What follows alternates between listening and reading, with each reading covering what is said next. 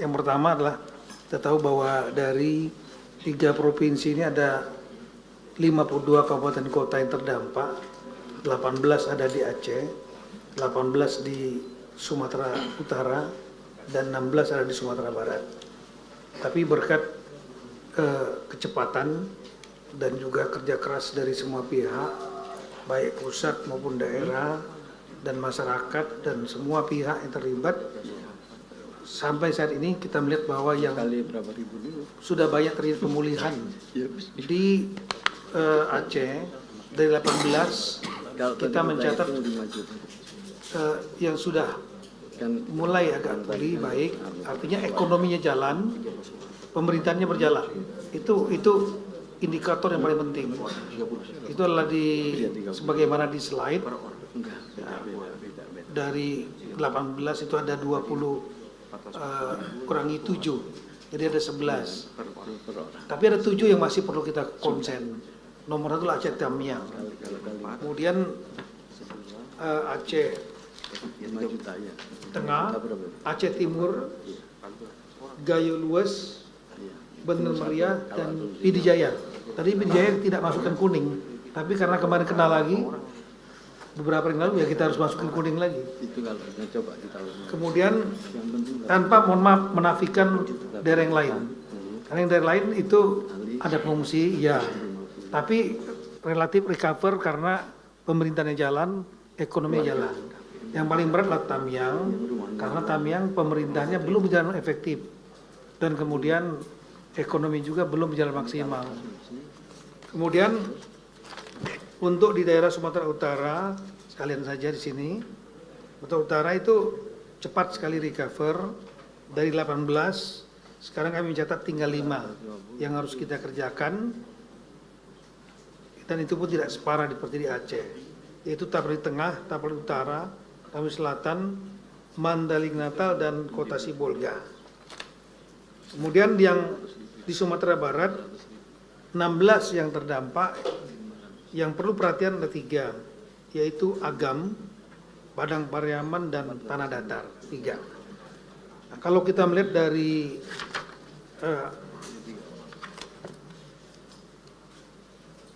sudah pernah direkap waktu rapat dengan BNPB, saya masukkan saja bahwa kalau untuk pemulihan nanti sampai dengan selesai diperlukan anggaran lebih kurang 59,25 triliun, masing-masing 33,75 triliun untuk Aceh, 13,5 triliun untuk Sumatera Barat, dan 12 triliun untuk Sumatera Utara. Sumatera Utara lebih dikit lah, 12 triliun, dengan meliputi berbagai macam komponen, termasuk masalah kantor desa, kemudian sekolah, kemudian fasilitas kesehatan, jembatan, dan lain-lain.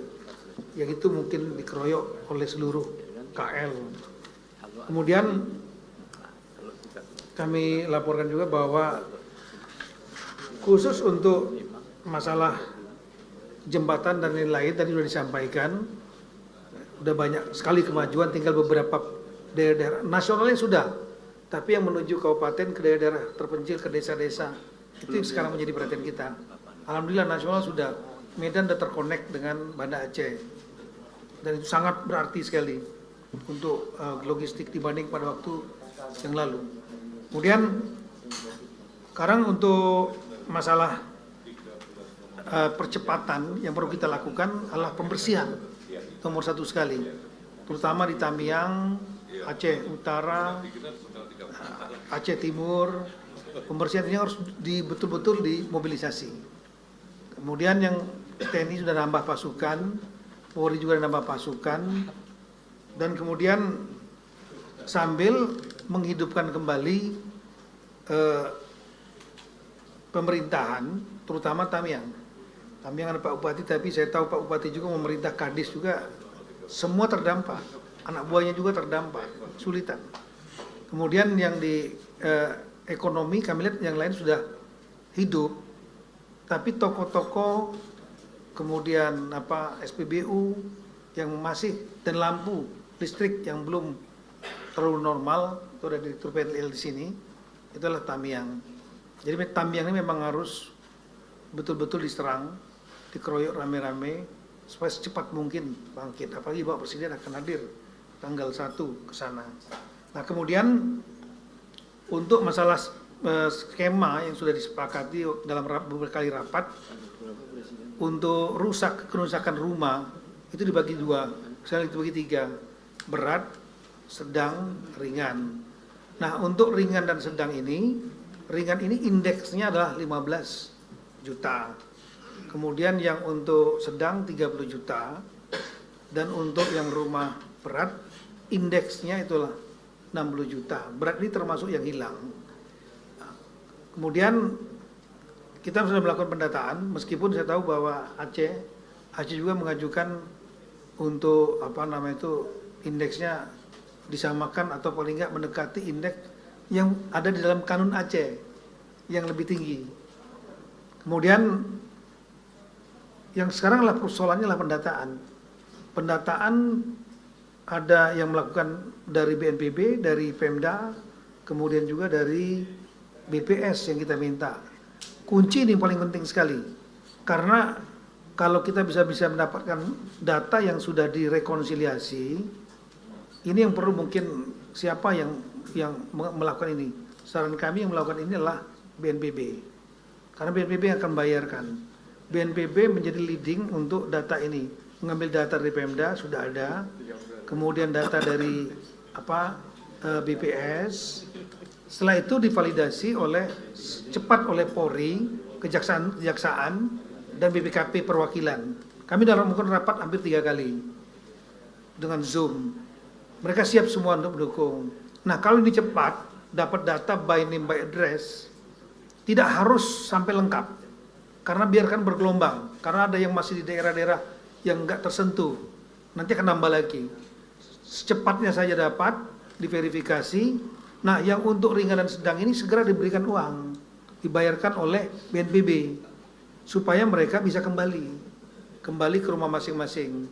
Dan itu akan mengurangi jumlah pengungsi. Contohnya saja misalnya pada saat awal tanggal 2 Desember pengungsi itu mencapai 2 juta lebih. Tapi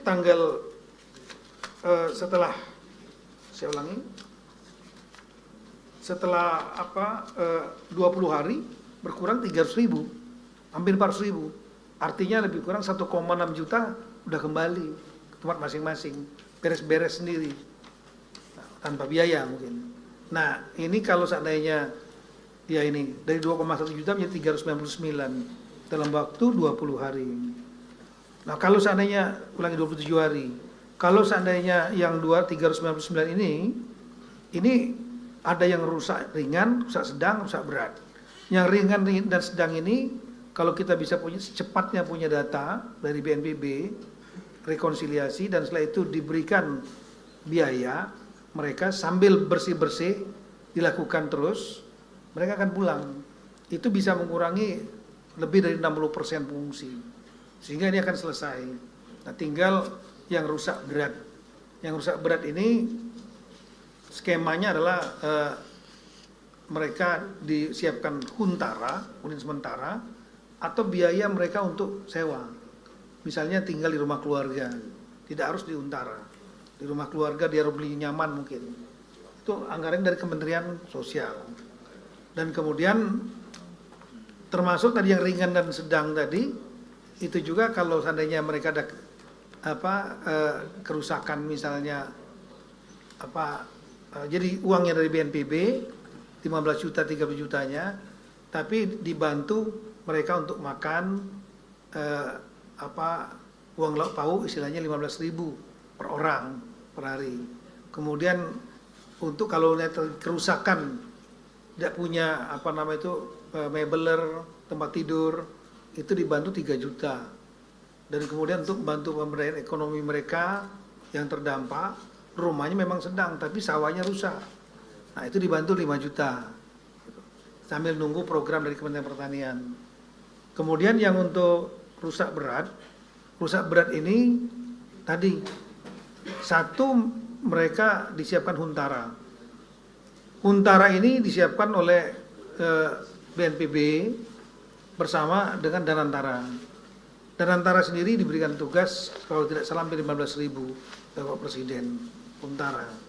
BNPB juga punya juga data membuat juga Untara bersama-sama dengan TNI dan lain-lain, hunian sementara. Dan kemudian target 3 bulan di Untara sampai menunggu hunian tetap. Kemudian untuk hunian tetap ini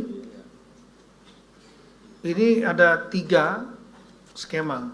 Skema pertama lah APBN, jadi dilakukan oleh Kementerian Perumahan. Jadi berapa jumlahnya nanti semua.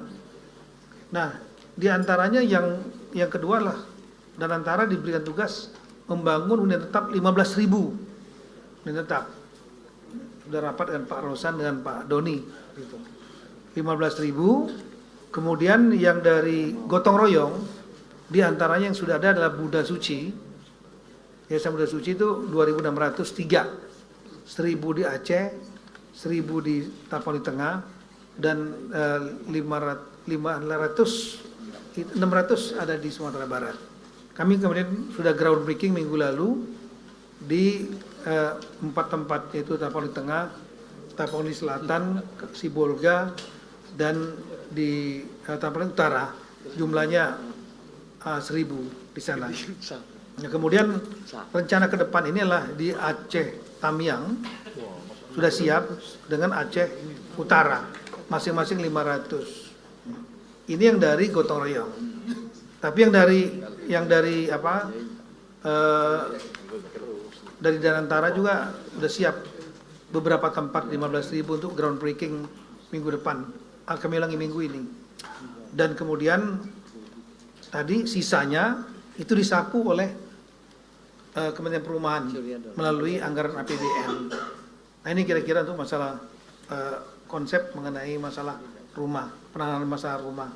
Yang terakhir, kami juga melihat bahwa beberapa desa itu terdampak. Jumlahnya cukup banyak, hampir 1.500 1.580 desa yang terdampak rusak gitu. Ada yang rusak ringan, ada yang rusak berat, tapi nggak beroperasi. Nah, ini untuk di Aceh tertinggi, yaitu 1.455 desa. Terbanyak itu adalah di Aceh Utara dan di Aceh Tamiang serta Aceh Timur. Kemudian di Sumut itu jauh lebih sedikit, 93 desa yang terdampak, dan yang di Sumbar lebih sedikit lagi 32. Nah, ini mungkin kami sarankan untuk desa ini kalau bisa dibangunkan dari APBN dari pusat, karena kalau dibangunkan dari kabupaten sudah nggak kuat duluan, juga dari provinsi juga nggak kuat nih Pak. Kalau untuk Aceh, kalau Sumatera Barat 32 mungkin masih bisa di backup oleh provinsi. Sumut mungkin masih bisa karena PAD-nya kuat. Tapi kalau Aceh memang harus dibantu. Saran kami Pak. Nah, terakhir untuk desa-desa ini, karena mereka nggak jalan, khususnya di Aceh, saya mohon izin melaporkan kepada pimpinan Bapak Wakil Ketua. Ini kami akan selain sudah dikeroyok di Aceh Tamiang itu, lebih kurang hampir 3.000 dari TNI, kemudian 1.000 lebih dari polisian, kami akan mengirimkan juga 1.100 praja IPDN tingkat 4. Jadi kami anggap ini adalah KKN buat mereka, masuk kurikulum. Tugas mereka utama adalah 1 bulan mulai tanggal 3 nanti pembersihan kantor-kantor. Sampai hari ini juga kantornya Pak Armia itu masih banyak tumpukan, banyak yang gedung-gedung ruangannya nggak dipakai. Kepala dinasnya masih, kantor dinasnya yang ketumpuk-tumpuk lumpur, nggak bisa dipakai. Jadi kami akan fokus 1.100 ini untuk menghidupkan pemerintahannya Tamiang, dan kemudian kalau sudah selesai baru nanti geser ke fasilitas-fasilitas lainnya ya, di Tamiang selama 1 bulan KKN, dan sama berjumlah pengasuh-pengasuhnya yang mengerti tentang pemerintahan. Jadi mereka akan menghidupkan pemerintahan kabupaten, kecamatan juga ada yang terdampak, dan desa.